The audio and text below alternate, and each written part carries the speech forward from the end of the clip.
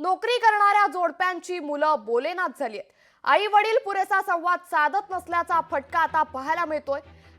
विभक्त कुटुंबाचाही मुलांच्या वाढीवर मोठा परिणाम होतोय. मुलांमध्ये ऑटिझम डिसऑर्डरचा धोका वाढतोय, तर मुलांशी संवाद कमी असल्यानं ऑटिझम डिसऑर्डरचा धोका वाढल्याचं आता समोर आलंय. हातातील मोबाईल दूर ठेवून त्यांच्याशी बोला. बालरोग तज्ञांनी आता पालकांना हा मोलाचा सल्ला दिलाय.